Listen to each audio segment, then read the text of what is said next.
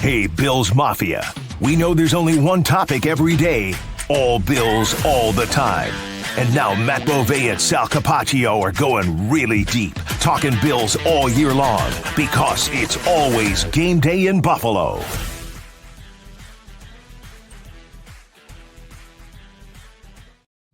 Well, after 17 years of not making the playoffs, the Bills are there now for the 7th time in 8 years under Sean McDermott, with Josh Allen, of course, and Brandon Beane. But for the Denver Broncos, they have now broken the second longest current playoff drought in the NFL. They are back in the playoffs for the first time since Super Bowl 50.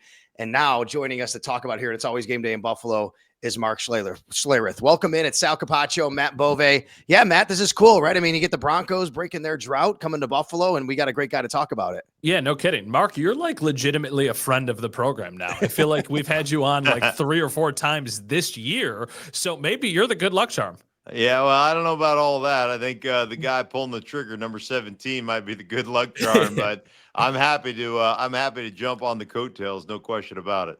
All right. Well, welcome into It's Always Game Day in Buffalo, everybody. We are, of course, on audio wherever you pod, and at Sal Sports on YouTube. Mark Schlereth, very kind enough to join us, former Denver Bronco. So he's very close to understanding, what that organization has been through and what they have right now. So let's start there, Mark, because this is a Denver Broncos team that obviously last year things didn't go well with Sean Payton, but they stayed the course with him. They drafted rookie quarterback in Bo Nix, and it seems like now they're really kind of in a spot where they envisioned they would be at this point, rolling into the playoffs.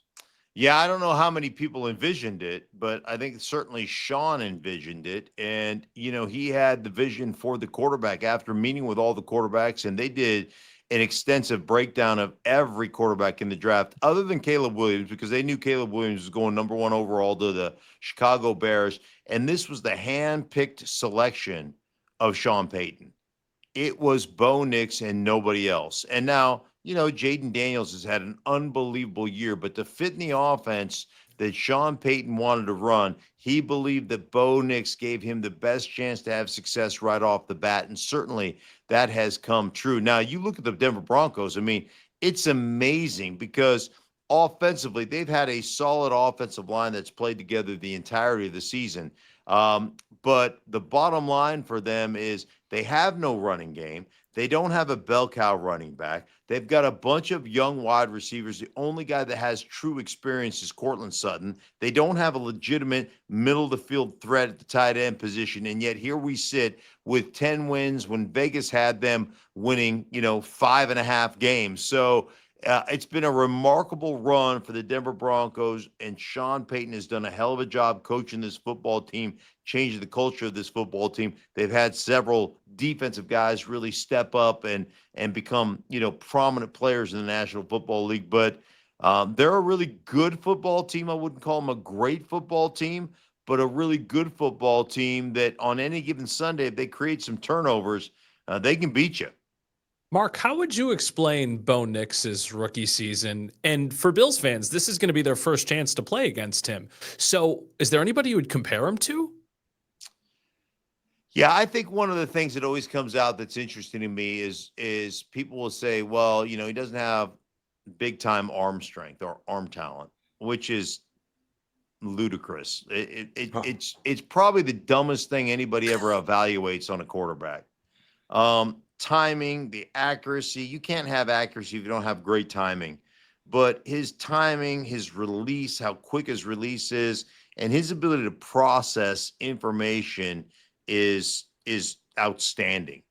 And they talk about I had this term dumped on me. It's the first time I ever heard it last week when I was calling an Arizona game, and it was Nick Rawlis, the defensive coordinator for the Arizona Cardinals, and he called it not a progression quarterback, but oh gosh, what was the exact term? I can't remember the exact term now right off that. I was just bringing it up and now I can't remember it. But he was basically saying a half field progression quarterback. So he's saying like he can instantly eliminate the front side based upon the coverage he gets and get directly to the backside right now. So it's not a pure progression, right? It's not 1, 2, 3, but it's kind of a half progression, just like front side, backside. Mm-hmm. And the processing ability, how quickly he gets through things is incredible. And that's what he's been able to do. So, when it comes to sacks, I think they've only taken 24 sacks on the season. He can scramble, he can run, but he really avoids pressure by quickly getting through progressions. And so anyhow, he's just been really good at all those things. And you're talking about a rookie quarterback where what do you say about rookie quarterbacks to really help them out, right? They got to have a run game and they've got to have a tight end that control the middle of the field. The Broncos don't have a run game and they don't have a tight end that controls the middle of the field. And yet this kid is thriving to the tune of 29 TDs versus 10, 11, 12 interceptions. He's been really, really good. You have Williams and McLaughlin in the backfield along with Bo Nix. All of them have over 430 yards rushing. It's been more of a running back by committee. I will say if Bills fans feel good in any respect in this game, it might be that the Broncos haven't been great at running the ball. That's what's given the Bills a little bit of problem this year. We've seen what Derrick Henry did to them. So I think Bills fans feel, okay, they're not a great team running the ball. Let's make sure we button up on Bo Nix. The problem is, of course, him extending plays with his legs. How about the athleticism and how well he's been able to understand when to take off, when not to, and how to navigate all of that, Mark?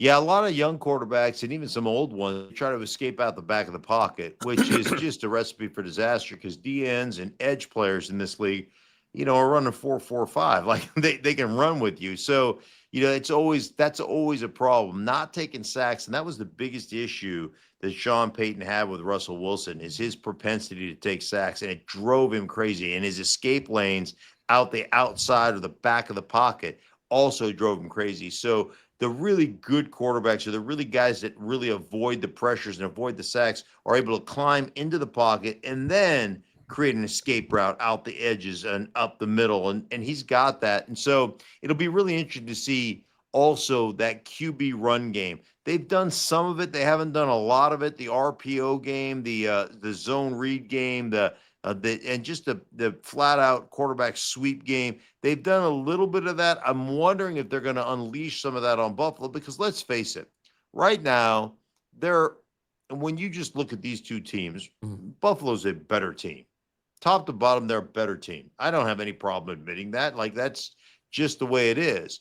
So then you have to look at the X factors, right? You look at, okay, how can we create a couple of extra possessions? How can we create a couple of extra opportunities for us? And then you start thinking, okay, is that special teams? Is there a fake punt coming? Is that the quarterback run game? Can we hit them with some zone read things, maybe some quarterback power, quarterback counter? Can we get them, to where they're not prepared for something on the edge that gives an advantage? And so I think, for Buffalo, you're in a position where you're expected to win. And so for Denver, I just feel like there's part of the Denver Broncos that'll just be like, hey, man, we'll pull out all the stops and we'll just figure it out from here. I've told everyone this week, this is an excruciating week if you're a Bills fan because there's really no upside. It's a game that you're supposed to win in the journey to where you're trying to go. Yeah. And if you lose, then you're failing to meet expectations, and it would be just a catastrophe here in Western New York. Everybody knows about Courtland Sutton. Mims has kind of come on the last couple of weeks. He has the huge touchdown a few weeks ago against Cincinnati. Would he be the next guy that Bills fans need to know about, or is there any other weapon that you got to kind of circle? Yeah, there's two. Well, Mims can really run. So can Franklin, the rookie out of Oregon that played with Bo Nix. So those two guys can really run. One of the guys that I like, and he doesn't do production-wise, it's not a ton, but he's big, he's physical, he catches the ball really well. A guy by the name of Vele. And he's kind of their third receiver, and he's a chain mover. He's just one of those guys that has a propensity to make a couple of big plays, a couple of big catches a game. But yeah, Mims is the guy they try to work in the reverse game, in the gadget game, and that dude can really run, so, and he's great at run after the catch. So that's why I think they've got him more involved and putting him in the backfield, doing some things with him out of the backfield as well. And it's interesting because McLaughlin has really become the starting running back. And Estime is kind of a big, burly, pounded guy. And they've kind of transitioned. Williams has just been Williams was a guy that you really thought was going to be like a big time back for them. Then he tore up his knee. Really, it's not only ACL, but it was cartilage. There was all kinds of different damage, MCL and stuff. And he really has become more of a third down back for them, really good at pass protection, really good at catching the ball, not the most dynamic guy, can't really break tackles. He's just run over people, but he doesn't have the wiggle to get around people anymore. So he's not that same back, but that's kind of how this is all. And they've tried every combination possible. Got every different guy has gotten his carries and gotten his touches and gotten starts, and that's kind of how it's playing out right now. Before we get to the defense, I'll let Matt start a question on that. I want to ask a question about Mims in the return game and how much that can be a factor, because this guy's incredible. He's the only player in the league averaging over 15 yards a punt return. Bills special teams have not been certainly very buttoned up this year at times, Mark, and you just talked about how they can try to look for an edge. That's an area of concern for me specifically, is Marvin Mims as a return man. Yeah, Marvin's been really good. Run after the catch. His return ability has been great. He's got, speed to take it to the house. He can break it away. And he's been really good at making the first couple of guys miss and getting those extra opportunities. So again, like I said, for the Broncos right now, they understand that they're going to have to do something special. They understand that, it's always about not turning the ball over, not taking penalties, all those things, but their margins are very slim. So they're going to have to create, some opportunities. Special teams could be one of those places. Just remember, all you have to do is think about Sean back in the day playing the Indianapolis Colts in the Super Bowl and starting off the third quarter with an onside kick. And so if you're Buffalo, man, you got to be on your P's and Q's. And I'm with you, Matt. Like there's not a whole lot of joy right now if you're a Buffalo fan because of the place you sit. Like the Broncos are truly playing on house money. And I just told this story on my radio show in Denver. Like I got to be a part of 3 world championship teams. 2 of them, we were huge favorites. So I think when I was with Washington, we played you guys in the Super Bowl. I think we were like 8.5 point favorites, maybe something like that. And then when we played in Denver, Super Bowl 33 against the Atlanta Falcons, I think we were 8.5 point favorites. Winning those games, the feeling I had after those 2 games was just relief.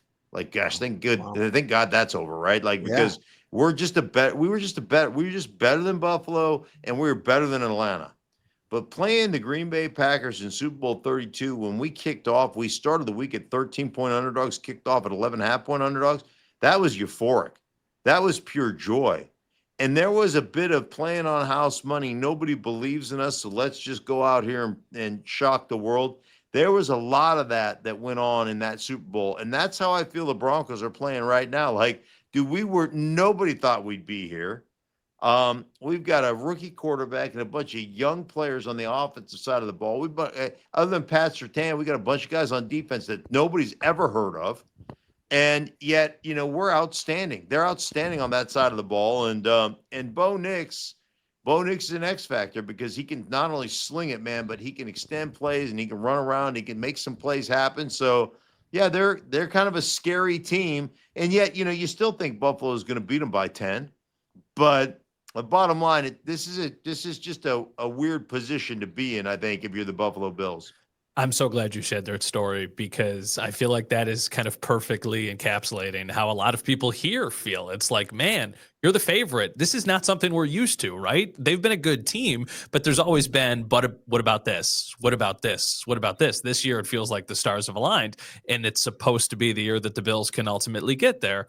We'll see how it plays out. Now I feel like I'm speaking kind of your love language. A lot of this game is going to be decided on the line. And for the defensive line for the Broncos, they're unbelievable. For the Bills offensive line, they're unbelievable. How do you see that matchup? It's a great matchup, Mark. It's great. It certainly is. And, one thing that I think you're going to have to contend with if you're Buffalo is the Broncos do it. We always talk about how they line up and, it's not, and they don't do it with a bunch of 4-man rushes. I mean, Vance Joseph is one of the number 1 guys in football as far as bringing pressure is concerned. And a lot of times it's not real pressure. A lot of times it's simulated pressure or zone blitz pressure or, bringing 2 guys weak but dropping off 2 guys strong. And, and the way they get to it, but they do a really good job. And Vance has done an exceptional job of attacking your protection. So finding out where the one-on-one is, where the one-on-one link is or the weak link is, and pressuring that particular player. And so they're really good with that stuff. So sometimes it's not just about, hey man, we got a great, left tackle or right tackle that beasts people, and we've got this, guys that can really play. It's really about, hey man, where's your back at? And how are we going to isolate that guy? Or where's your tight end at? And how are we going to isolate that guy? Or where's, your center at? And how are we going to make that guy pass protect one-on-one? It's how you attack an offensive front. It's not necessarily our big guys, our 4 guys against your 5 guys, or our guy against your guy. It's our scheme against your scheme. And how can we attack your scheme and make it a weakness? If my whole thought process from a protection standpoint is eliminating as many one-on-ones as possible. And if we can get you, or if a defense can get you in enough one-on-one opportunities across the board, one of those guys is going to probably fail. And that's what Vance Joseph has done a really good job of. And the Broncos set an all-time franchise record in regards to sacks. They've got over 60 of them right now, I believe. Yep. And they've done a really good job. And I will tell you, Nick Benito has rushed the crap out of the passer. Jonathan Cooper is a really good pass rusher. But Zach Allen in the middle has consistently gotten pressure, consistently gotten those one-on-ones I'm talking about against guards, against centers, and he's been a big difference maker in that middle of the pocket push. Yeah, 63 is the number. It's pretty incredible. Benito, 13.5. Jonathan Cooper, 10.5. You have a whole bunch of guys. Even John Franklin Myers is up there with 7 sacks for them as well. And on the back end, we know they have a fantastic player in Patrick Surtain, and he can shut down anybody. The good thing for the Bills is they do have this everybody eats mantra, and they don't really have that true number 1 like they used to with Stephon Diggs. So I'm interested to see how that goes. They can kind of go anywhere. But I think when Bills fans think about Josh Allen going against defenses, one of the things that has helped him in the past is teams, when they do play man-to-man, you turn your back to him, he can take off. What are we looking at as far as scheme-wise for the Broncos? Zone, man-to-man, how do you think they'll try to attack the Buffalo Bills, knowing Josh Allen can always escape? Yeah, well, I think what you'll see is an insert rusher. And so a lot of times when you're talking about, how you try to affect a quarterback, everybody tries to affect them in the middle of the football field, right? Like pressure inside. But then ultimately it's about, don't ever get too high. Make sure once you hit the depth of the quarterback, you roll back inside, you constrict the pocket, but you always kind of come back after you reach that level, you come back down. You basically retrace your pass rush route, right? Because he's a guy that'll climb and then he'll take off, or he'll make a play happen outside the pocket, and he's exceptional at that stuff. So you can still have an insert player rush 5 and play zone behind it. You're just going to have an open hole somewhere. But I think you'll see plenty of that. But I think the one thing about Vance Joseph and his defense is their identity is their identity. So they're going to play a mixture, but they're going to play a lot of man coverage. They're going to play, and they've got one guy where they can mix coverages up. So they've got one guy that they feel pretty confident in man-to-man coverage. This guy's going to eat you up, and that's Pat Surtain.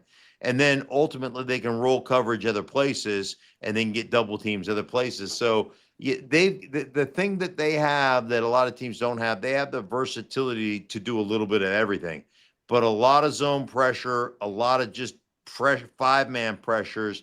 And ultimately that to me is the way you rush a quarterback that has the ability to pull it down and run and make people pay in man-to-man coverage. You bring that 5th rusher, play a little zone stuff behind it, and see if you can contain that guy. And ultimately, this is going to sound crazy, but ultimately, if you're going to win this game, you're going to stop the run, and you're going to make Josh Allen beat you from the pocket. Is he capable? You're damn right he's capable, because he's freaking awesome. I think he's the MVP. But like, if he gets outside the edges and starts making things happen in the off-schedule game, you certainly don't have a chance to win. So it's like, pick your poison. How do you want us to get our ass whipped today? Okay, this is the way we're going to go with it, and we hope it's good enough. And you hope, by doing that, you get enough pressures that you get a couple of sacks, you stop some drives, maybe you tip a ball, maybe you create a couple turnovers. I know he's only got, 6 interceptions on the year, so he's totally, changed that aspect of the way he plays the game. But, that's what you're looking for. Mark, last one for me. We're 20 minutes into this, and I think if you're a Bills fan listening, you're like, oh, goodness, I don't like this matchup at all. What are the weaknesses for Denver? What are an area that the Bills can exploit? Well, they don't run the ball well. So, like, you don't run the ball well, that's a good place to be, and you don't have to necessarily commit extra guys. You can play from a too high safety look. You're just not you don't get there and go, oh boy, we're so threatened by their running game. It's not like playing Lamar, where you're like, yeah, we got to commit an extra guy into the box, and we got to give up one-on-one across the board. The other thing is, like, Cortland Sutton is really good, but Cortland Sutton ain't running by you. He's not. Mhm. So you can play him in one-on-one and not necessarily be afraid of getting beat over the top. Now, you may give up some comebacks, you may give up some in-cutting routes and things of that nature, because he's a big physical guy. He's not afraid to lean on you at the top of the route and create some separation and do those things. So passing game wise, you're not afraid of Cortland beating you deep. And so there's not, a dynamic nature there. There's not a tight end that really threatens you, like you're scared to death of, like, how are we going to deal with him in the middle of the football field? So it really comes down to me for the Buffalo Bills is, focus on Bo Nix, see if you can pressure Bo Nix, and then don't let Bo Nix escape and run the ball, because he's really good when he gets out of the pocket and runs the ball. But, they've really done a great job defensively, creating some turnovers, some short fields, and the Broncos have taken advantage of those things. And that's how they've won games. Same thing with the Bills too. They lead the league in turnover differential, and they've had a lot of short fields, and that's really helped Josh Allen. We know Sean McDermott will have something in store for Bo Nix. He's a good record against rookie quarterbacks. He'll, try to disguise coverages. It should be fantastic. But before we let you go, I'm so glad you opened the door. I was not going to ask you this, but you said it. You think Josh Allen's the MVP. It's been a very, very big debate. Obviously, these guys, I hate the fact, Mark, that fan bases and media are pitting Josh Allen against Lamar Jackson. These guys are so amazing. They really are. I love watching both of them play. But if you had a vote, do you have a vote? I don't even know. And you would give it to Josh Allen? Yeah, I don't like. I was my initial inclination, because I hate the fact that the quarterbacks get everything. Yeah. Like it's the, so I always hate that. So I always say, man, they wear pink jerseys. The quarterbacks don't play football, they play quarterback. It's a completely different league. So and every rule is bent toward the quarterback having success. So why do we get so enamored when the guy has success? Like, every rule, like, you can't hit him, you can't sneeze on him, you can't cough on him, you can't run by him too fast, you can't hit him in the head, can't hit him in the legs. Like, come on, guys. Like, they slide, they're always protected. So, it's always one of those things that kind of irritates me. So my initial inclination was, if Saquon Barkley can set the rushing record, can beat that record from 84, Eric Dickerson 2105, then he would be my guy. But that didn't happen because they decided not to play him. So I just think Josh Allen has done more with less. Mm-hmm. I think, the narrative out there was, hey, they're going to take a step back. They don't have the passing, and Stephon Diggs isn't there anymore, and Gabe Davis isn't there. And, and yet he's been the best he's ever been. And then ultimately, every time I listen to anybody who knows anything about football, they say the Baltimore Ravens have one thing and one way they win. They've got to run the ball, take some of that off of Lamar's plate, limit his passing numbers. Like, hey, if the game plan is hand it to Derrick Henry, let Derrick Henry run it, and your quarterback run it, are you really the MVP if you're throwing it 19 to 20 times a game? That's the one. And what he's done has been nothing short of amazing. He's been incredible. But again, schematic wise, the fact that you have King Henry, all those different things, I just think it points to Allen as my MVP. But we'll see. I don't have a vote. So, but that's where I would go if I did. Well, they've both been fantastic this year. Mark, you've been fantastic. Thank you as always for joining us. This is amazing as always. And I know you are you have a lot of Denver Broncos blood running through your veins. So I'm sure you're going to be interested watching this game, but I also know you love football and love watching Josh Allen play. So it should be fun for everybody. Yeah, listen, man, I am obviously rooting for the Broncos because of my Bronco history. Yeah. But if not the Broncos, then why not the Bills? I mean, I know the history of the league. I was one of those teams, one of those 4 teams that, had the good fortune of playing Buffalo in the Super Bowl and getting that victory. And so I know how amazing what they did was going to 4 straight Super Bowls. I can't even imagine it. And so there's a part of me as a football kind of quote unquote historian, a guy who loves this game, that would really love to see this franchise get a championship because I think it would be cool. Them in Buffalo, them in Detroit, would be either one of those for me would be awesome to see those, those storied franchises get an opportunity in this game would be really cool. Thank you, Mark. All right, you guys be good. Take care. You too, buddy. Thank you. Mark Schlereth right there, everybody. All right, it's always game day in Buffalo. Stay with us this week. Matt and I will have a lot more on the YouTube page at Sal Sports and, of course, wherever you pod. Thanks a lot also to Mike Robbie, our producer.